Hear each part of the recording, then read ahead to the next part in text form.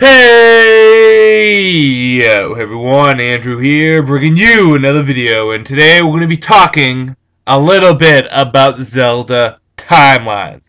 Because apparently, Nintendo has officially released what a lot of officials going around, the official Zelda timeline is. Now, there's a 25th anniversary art book going around in Japan, which has the official timeline in it, has been translated and thrown around on the internet, and it is considered the official Zelda timeline. I kind of want to get that art book here in the States, but I don't know if it's going to be translated and released over here better.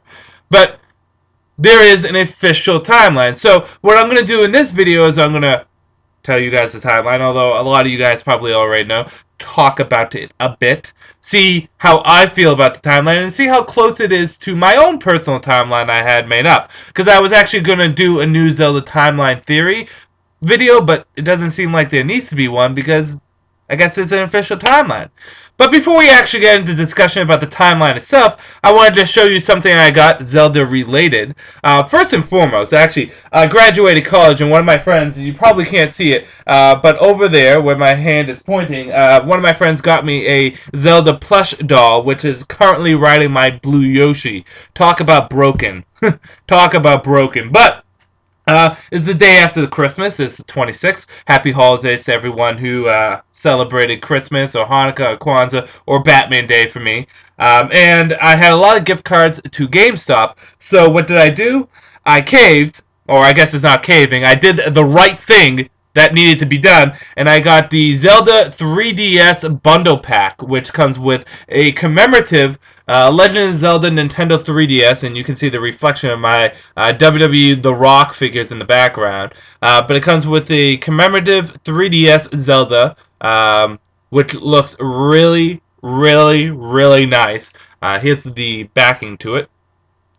Very good looking, and I'll show you the inside. I haven't played any games on this so far. I've just been adjusting my settings. And in the back is Legend of Zelda Ocarina of Time 3DS, which came with the bundle pack. And I look forward to playing this because Ocarina of Time is one of my favorite Zelda games. And hey, might as well see how it fits on the 3DS and how well it got upgraded. So, I look forward to playing that. I'll probably play a little bit about it today before work. But, we are going to be talking about Zelda timelines. An official Zelda timeline. So, the biggest change to this Zelda timeline, I think, for a lot of people is that there's actually a triple split at the end of Ocarina of Time. Now, for those of you that aren't timeline theorists or haven't really given too much thought about the Legend of Zelda timelines, more or less you just care about playing the games, which is all fine and good. A lot of theorists theorize that there is actually a split and there's two timelines after Ocarina of Time, because you have the ending in the future after Ganondorf gets defeated and locked away, and then you have the ending in the past where Link goes back in time. However, apparently there's a triple split, a timeline where Link fails to defeat Ganondorf, and I will explain that later when we get to it. So, let me just adjust this camera a bit. So, let's actually talk about the timeline itself.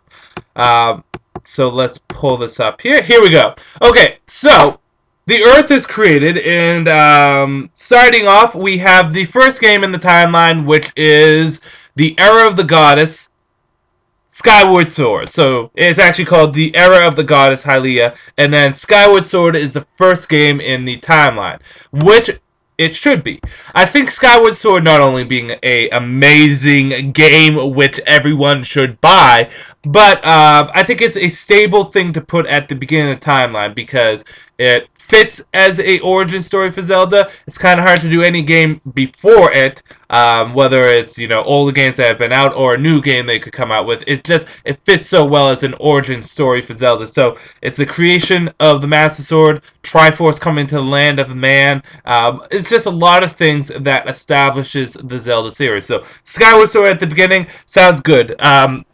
I always agreed with that since Skyward Sword has come out. Moving on, we have the Sky Era, which has a blank slate, which makes me believe that there could possibly be a sequel to Skyward Sword. which I'm looking forward to. And then we have the era of chaos, where the sacred realm is sealed.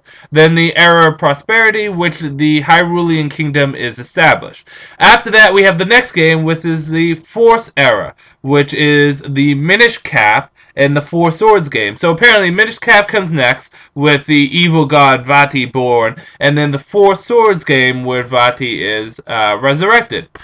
Now, I've been a big proponent of Ocarina of Time being before Minish Cap, and Minish Cap actually being on the adult timeline, and a lot of people will probably think I'm upset about this, but I'm not. If there's sound logic and reason why Minish Cap comes first, then go right ahead. See, I'm okay if the reasoning between Minish Cap coming before Ocarina of Time is like, it's the establishment of the Kingdom of Hyrule, or many of the races are still wandering and haven't settled down, like the Gorons, or something along that lines. I'm cool with. When people use logic like, well, it's where Link gets his hat, that's when I kind of go, whoa, let's think of this differently. But Minish Cap comes next, and I'm okay with it. That sounds like it's logical and it's reasonable. The only question that comes to mind is, why would the Minish Cap Link need to pull out the Picori sword? Why doesn't he just take the Master Sword? Maybe he wasn't destined for it, but still, why? I don't know. It could kind of fit in with the Minish Cap backstory, the Hero of Men, talking about the Hero of Men, this great warrior that gets his sword from the sky and defeats his great evil. Could be Skyward Sword Link, although the sword that came from the sky came from the Picoris, and it was the Picori blade, so maybe it wasn't Skyward Sword Link. But anyways, Minish Cap and Four Swords comes next, with then the era of the Hero of Time, which would be the Hyrulean Unification War, and then Ocarina of Time, where the Dark Realm is formed and the great evil King Ganondorf is defeated. And then we have a triple split. So we have the Hero of Time is defeated timeline, and then the Hero of Time succeeds. Now, I think this is either maybe a bad translation or just a misinterpretation of this Hero of Time getting defeated. You got to think of it this way. The timeline split occurs because there is the timeline in the past and the timeline in the future. One could theorize, depending on how we work with time travel, because time travels always work differently, is that Link has to go back in time at least once in Ocarina of Time, whether it's to get the Lens of Truth, or whether it's to go into the Spirit Temple as a child, or whatever. He needs to at least go back in time once. And by doing so, he probably creates a third timeline, a third split. So we have the main timeline, the adult timeline, or the child timeline. Then we have the split, which he defeats Ganon, and there is the future timeline. And then a split where he goes back in time, but he never goes forward in time again to that timeline split, where there is no Hero of Time. So it's not like Link actually gets defeated. He's just never there to actually defeat Ganon. If you think of it in that logic, then it could probably work. Granted, I'm pulling a lot of stuff together and really kind of throwing things at the wall and seeing what sticks, but for me that seems to be the most logical thing. And the Hero of Time defeated timeline, the first split is results in the Seal War, the Sealing War, which is where Ganon gets sealed away. And then we have the Era of Light and Dark, which is A Link to the Past, Oracle of Seasons, Oracle of Ages, and then finally Link's Awakening, which looks like it possibly could be all one Link there. Debatable, but it could be possible. Then we have the Golden Era, which is the Triforce using Monarchy, and then finally the Era of Decline, which is the tragedy of Princess Zelda, which leads into the original Zelda game, and then Adventure of Link. So not only do we have this third tear in the timeline of the third split for the sake of organizing the games better, but this could also be the division between the older games, which really were hard to fit in the timeline, the Miyamoto games, and then the newer games, which were directed and produced by Omaru. So we have the older games, which fit better together, and then the newer games, which will be on their own. So then we have the child timeline, the child era, which would have Majora's Mask next, and then the princesses Ganondorf is executed, which leads into the Twilight era, which is Twilight Princess, and then finally the Shadow era, which is Four Swords Adventure, where Ganondorf is resurrected and so is Vati. And then finally in the timeline, we have the adult timeline, which falls into Wind Waker, which Ganondorf is revived but defeated. Then we have the Phantom Hourglass, and finally the Spirit Tracks. So that's basically the timeline itself. If you want to see this timeline, you can go on ZeldaUniverse.net, you can go on IGN.com, you can go to almost about any Zelda site and they're going to have it. As for how I feel about this timeline, I'm not going to lie, at first I felt a little awkward with 3 splits. But to be fair, it kind of works out. Not only in the fact that it makes sense and it helps games place a little bit better, but also it helps separate the older games into their own little timeline where they can do their own little thing, and then the newer games doing their own little timeline, doing their own little thing.